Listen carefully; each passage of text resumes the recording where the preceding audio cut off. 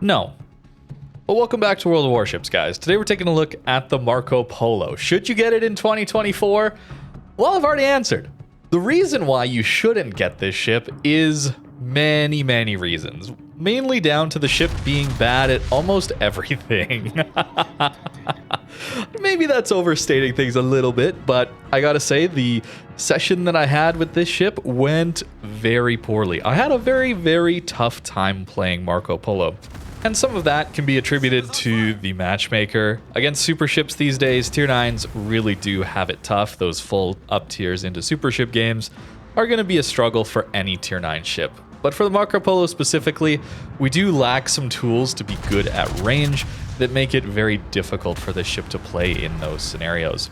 And one of those games, I was not only pulled up into 2 super ships in my game, but it was a 5v5 in random battles. Yeah, I really wish Wargaming would change that. Just as a quick aside here before we talk more about Marco Polo, why can't we just let super ships sit in queue or kick them from queue when a game isn't being made fully?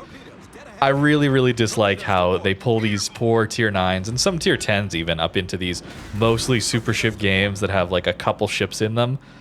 I think the Matchmaker's gotta be better than that, and if you're playing a super ship, you should just understand that there's not too many of them around, and to get you a match, sometimes you gotta wait a while. At least that's what I would hope, because it really sacrifices the quality of games for the vast majority of people who are not playing super ships. Feels like we're valuing a few players and their queue times over good, solid, fun, engaging Matchmaker for the vast majority of people that play tier 10s, tier 9s, that kind of thing.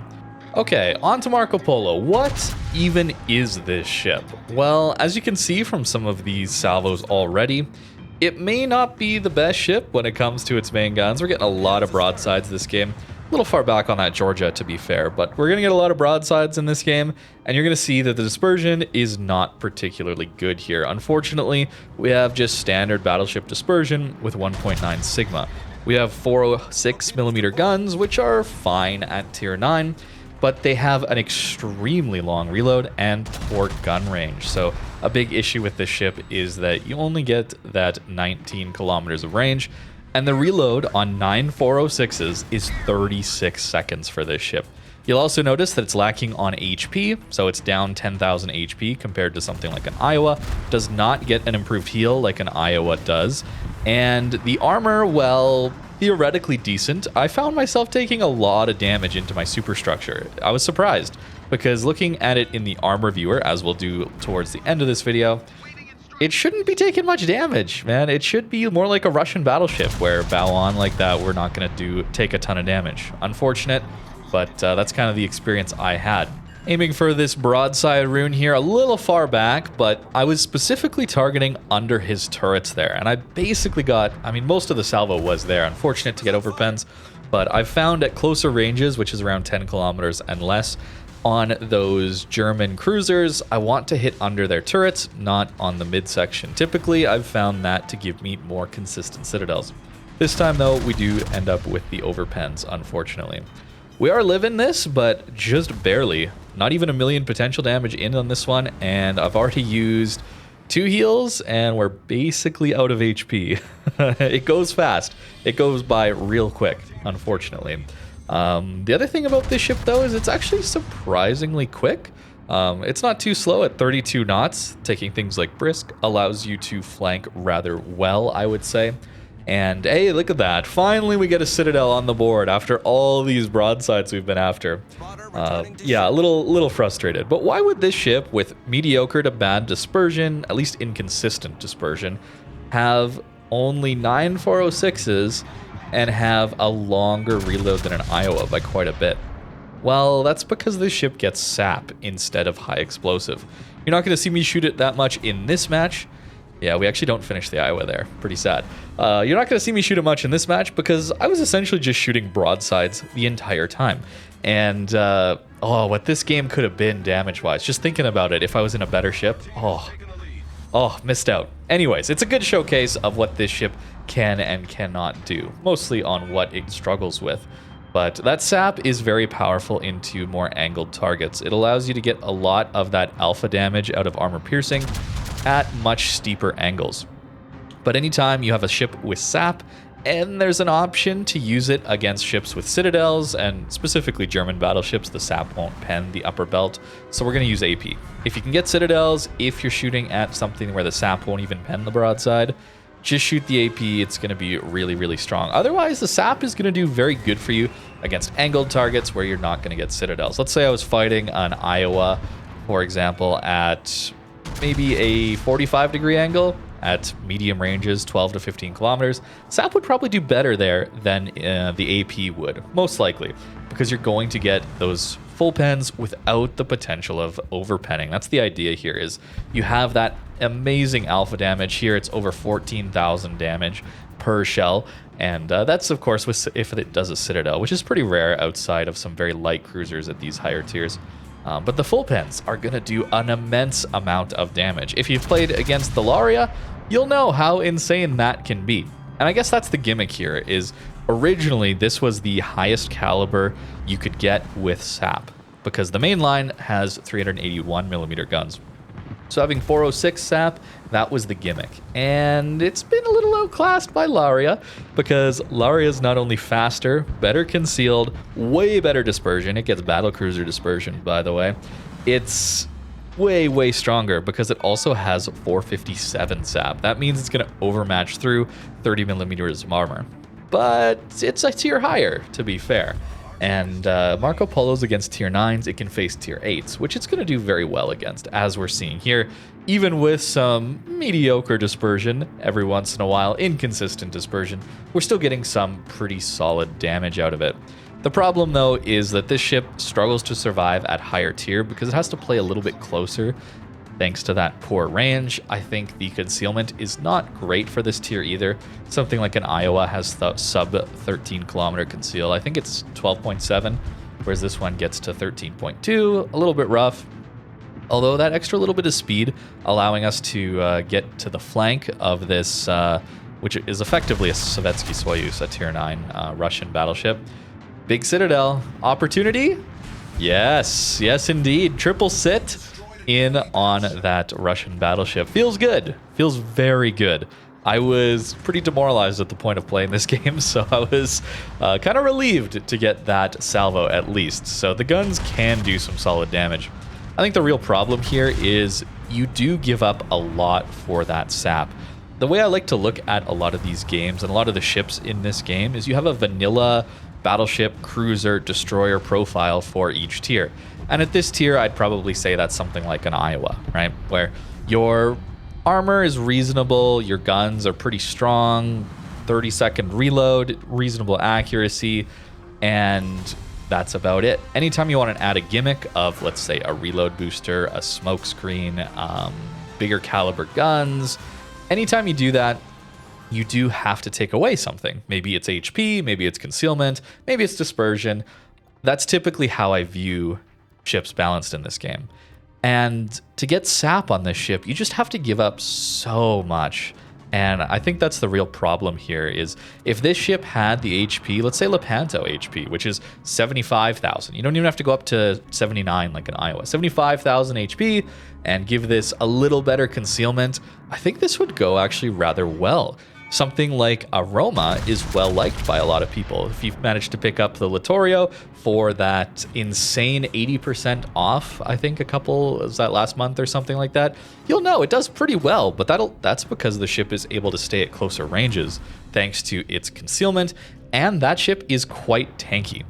I think with Marco Polo, it's maybe too high out of the water. I don't know. It seems pretty absurdly tall, in fact, where a lot of the Italian battleships seem to sit a lot lower in the water. Maybe that contributes to taking more damage.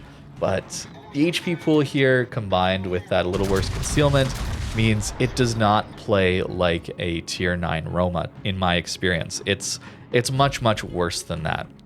At least the turret angles are pretty good. We do have a spotter plane where, hey, that was a pretty good shot there into the main. That was like 15,000 damage from that AP.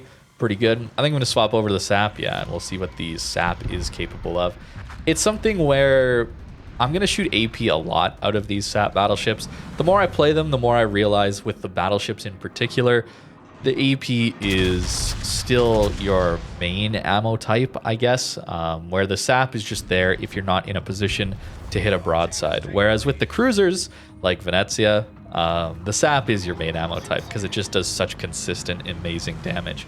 And I think that's maybe one of the unfortunate comparisons for Marco Polo with this insanely long reload is that the cruisers are often doing more damage per salvo with a way better reload than this battleships are with the sap. And that's really just most of the Italian battleships in general. Maybe Wargaming feels they overdid it with the Italian cruiser line and how good those were, that the battleships and the DDs had to be reined in a little bit. So they're nowhere near as strong as in their tier for their class relative to those the Italian cruisers. I haven't mentioned it yet, but the AA is dreadful. 4.6 kilometers of range, very little damage output. You're just at the mercy of carriers, so you do want to be sticking around with your teammates, which I'm not here, and there's a Nakamov in this game, so I'm kind of realizing that right now. The enemy team is kind of kiting from the 1-2-3 line. I'm like, okay, I'm in the middle of nowhere. Oh, Citadel on the Des Moines. Okay, there you go. Long range Citadel, we'll take it. It's more of a surprise, though, rather than something I'm looking to specifically make use of where, oh, it's a broadside ship. I'm going to get damage on it. And that might come down to some of the aim bugs in this game. I do have to bring that up, unfortunately, that this game has a lot of bugs in it when it comes to the aiming system, especially when ships are around islands. You'll see that in a little bit against the Tulsa. And not only that, but when ships are maneuvering, there's a lot of issues with the auto aiming system. The aiming really does try to aim for you. It doesn't actually go where you are putting your mouse cursor. You're not going to get that in this game. On the minimap, you can see there's a little X, and that's just a modded version, but there's a circle on the vanilla one. And anytime you're locked onto a ship, try and move your mouse around, up and down, vertically specifically. You'll notice that it tries to pull itself towards that enemy ship, more so than where your mouse cursor would show. And that's the auto-aim system, and there's no way to disable it. And for a ship like Marco Polo, where we have a bit worse reload, a bit worse dispersion on this ship, you really notice it. You really notice it a lot more because you don't have the DPM to constantly be firing. Each individual salvo matters that much more. And it's rough. It's rough. When the aiming system's not trolling you, look at that. I mean, 4 hits, out of 9. That's not too bad for 17 kilometers of range, to be honest. And that's a very good damage. SAP is still a really insane ammo type. I'm not going to say it isn't. I think SAP is extremely powerful and difficult to fight against, in fact. But on the Marco Polo, it's not the best showing for SAP, in my opinion. But I've certainly been very hard on this ship so far, with good reason, I think. But there are a few redeeming qualities, I suppose, with this ship. The turret traverse isn't too bad, 36 seconds base to do that 180-degree turret traverse. The Italian ships had a buff a long time ago at this point, but since I looked at Marco Polo last, that buff has come into play, and Marco Polo doesn't even get it. Man, I'm trying to find something here. I just went on to explain the whole gun feeder thing where it's baked into the Italian ships. You just have some gun feeder baked into them without even taking the commander skill, which is so nice for those Italian battleships. Marco Polo doesn't get it, man. I was trying, man. I thought I had something. I didn't notice because I had Sansonetti, though, on this commander, and he does have the improved version commander skill-wise. But even then, it was a little bit too slow, now that I'm thinking about it. Colombo does swap a lot faster, Lepanto as well. Tulsa on an island, aiming a little high even, and, well, you see that. That's island aim bugs! Yay! Fun. 36-second reload to get that result.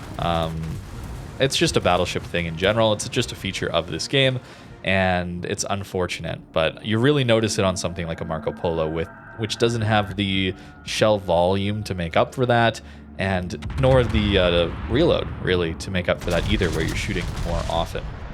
I suppose I haven't talked about secondaries yet. Do not run secondary build on the Marco Polo. You should save that for Giuseppe Verdi if you have that ship. That one has the SAP secondaries, a smoke screen. And that one, while not an amazing ship, does have some interesting qualities to it. More interesting, in my opinion, than Marco Polo. That's for doubloons, though, not not for coal. Not really that relevant here if you're talking about resources. Broadside main, though, above water citadel, we should be doing some good damage here. Even as a tier 9, this is a hittable citadel. And we get it right away. That was like front guns. I'll take it, man. But yeah, don't do secondaries here. The 90 mil guns don't even pen superstructures, even if you take IFHE. So they literally do nothing. do not run that here. Definitely get the Verity if you're interested, or save for Sicilia, I guess. Yeah, or just get Napoli. Just if you want second, just get Napoli. That's the obvious answer. I don't know why I was thinking about some other ones. Just get Napoli. For coal, also Italian, way better. Way better at that brawling secondary thing. This ship doesn't even get a smoke, man. Like, that's just a little disappointing, I guess. But it's from a different time when Italian ships were in the game earlier. Maybe this ship came out during Deadeye, did it? I know the Tech Tree Italian battleships did. So maybe that's impacted this one. Maybe this one just hasn't received some of those buffs that the Italian battleships have received since then. Finally getting some of those buffs after they removed Deadeye. It took a while, but the main lines, Colombo is very nice to play these days. I guess one of the things is the gun angles are okay here, 30 degrees forwards and back, so you can stay relatively well angled. Finishing off the Nakamov finally feels good, although a few of those salvos, I'm unsure where some of those went. Yeah, that's the Marco Polo, man. I did not like this ship when it came out, and let's just say it's not aged very well. Aged like milk, I suppose, since its release. So when we're in port here, we'll look at the armor, and it should be a strength, man. It really should be. Just looking at it here. I mean, 32 mil bow. There's some overmatch of that, but not too much at this tier. But 55, 70. The Citadel armor is not too great here. There's a bit of turtleback behind it, but it's not very good. But you know, a few layers to get through. It's not just the 320 mils. But look at how small the superstructure is, right? Like, to me, it feels like this ship shouldn't take much damage to the superstructure, and I was taking a lot. 8 to 15,000 damage pretty regularly at closer ranges, to be fair. And that's really where the ship needs to play, because the guns are a little bit inconsistent. I don't know. It was rough. Maybe it's just that the HP pool is so low that it felt worse. Maybe that's what it is. I had very little HP, so each 10,000 damage salvo felt like it did more proportionally to maybe a German battleship or an American battleship with more base HP. That could be, now that I'm thinking of it, but it's still a weakness. It's still not something that it's good at, right? Just to show you the turtleback here. Our Citadel, very much above water, and 25 mil turtleback here, meaning battleships are going to overmatch you. So that's a little bit rough, and it does run the length of the ship. Yeah. So a little rough there to have that height on the Citadel. I don't know. To me, it feels like this ship is just too high out of water.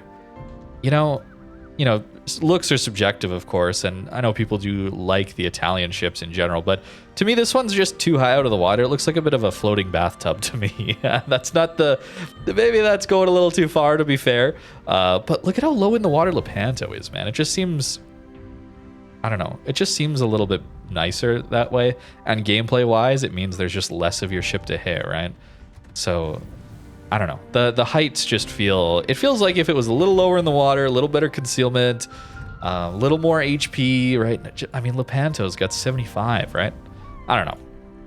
There's just things about Marco Polo that make it feel like it was released a while ago when Wargaming wasn't sure about SAP shells, when, I mean, the Italian battleship line came out. Everybody felt like the Italian cruisers, I believe, were a little bit too good when it came to SAP.